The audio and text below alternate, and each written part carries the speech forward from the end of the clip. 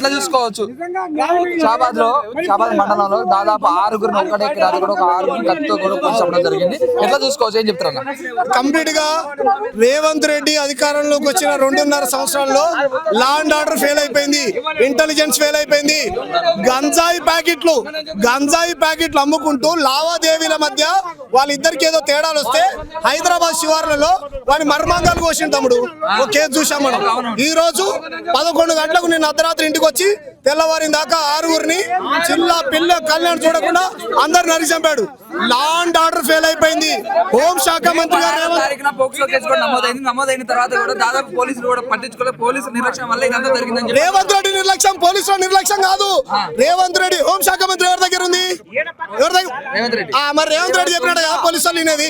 పాపం పోలీసు వాళ్ళు ఏదో జీతం కోసం పని చేసుకున్నట్టు కాబట్టి రేవంత్ రెడ్డి నిర్లక్ష్యం వల్లనే ఈ రోజు అమాయకమైనటువంటి 6గురి ప్రాణాలు పోయినాయి. నువ్వు రాజీనామా చెయ్యి, నువ్వు ముఖ్యమంత్రి పదవికి అర్హుడి కాదు. 2.5 పాలనలో పోలీసులు డ్యూటీ చక్కగా చేసినట్టయితే ఈ రోజు 6 ప్రాణాలు పోయేవి కాదు అని చెప్పి వాళ్ళ బంధువులందరూ కూడా అంటున్నారు. మరి పోలీసుల నిర్లక్ష్యం లేదంటారా? అదే తమ్ముడు, పోలీసు వాళ్ళు ఏమో ఇంతకుముందు కాకి బట్టలు వేసుకున్నట్టు ఇప్పుడు కాంగ్రెస్ బట్టలు వేపించాడు రేవంత్ రెడ్డి. వాళ్ళకు కాంగ్రెస్ బట్టలు వేపించి పని చేపిస్తుండే, వాళ్ళకు బానిసలుగా వాళ్ళ పార్టీ కార్యకర్తలుగా మార్చుకున్నాడు. చాలా సిన్సియర్ గా పనిచేస్తుండే గచ్చిబౌలి సిఐ చాలా సిన్సియర్ గా పనిచేస్తుండే. ఆయన ఏం చేసిండు? పొంగిలేటి శ్రీనివాసరెడ్డి ఆయన భూ కబ్జాలు చేసిండని ఆ సిన్సియర్ సిఐ ఆయన మీద కేసు పెడితే ఏం చేసిండు? ఆ సిన్సియర్ సిఐని ట్రాన్స్ఫర్ చేసిండు. అంటే న్యాయంగా ధర్మంగా పనిచేసేటువంటి పోలీసులను ట్రాన్స్ఫర్ చేస్తారు, ఓకేనా? ఆయనకు అనుకూలమైనటువంటి ఆయన కుర్చీని కాపాడుకునేటువంటి సిఐని మాత్రం తీసుకొచ్చి కుర్చీలో కూర్చోబెట్టుకుంటారు. రేవంత్ రెడ్డి రాజీనామా చేయాలి, వాళ్ళ కుటుంబానికి భద్రత కల్పించాలి.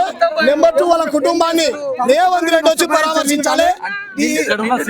ఇంత టెక్నాలజీ ఉంది, ఇంత పోలీసుల దగ్గర ఇంత ఒక్క రోజులో పట్టుకునే కెపాసిటీ సామాన్యులని భద్రత కల్పించడం టెక్నాలజీ పనిచేయదు తమ్ముడు. సామాన్యులకు భద్రత కల్పించేసిన టెక్నాలజీ పనిచేయదు.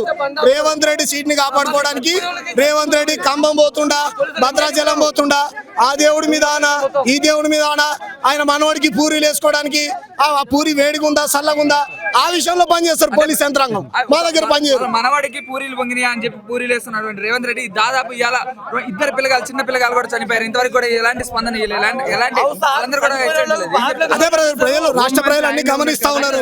ఈయన 2.5 సంవత్సరాలు అయింది. ఈయన వచ్చిన తర్వాత రోజుకో మైనర్ బాలిక పైన దాడి, డ్రగ్స్ విపరీతంగా ఎక్కడ పడితే అక్కడ దొరుకుడు, పోలీసు వాళ్ళు చక్కగా పనిచేయకపోవడం, లా అండ్ ఆర్డర్ ఫెయిల్ అయిపోయింది. రాష్ట్రంలో శాంతి భద్రతలు క్షీణించినాయి.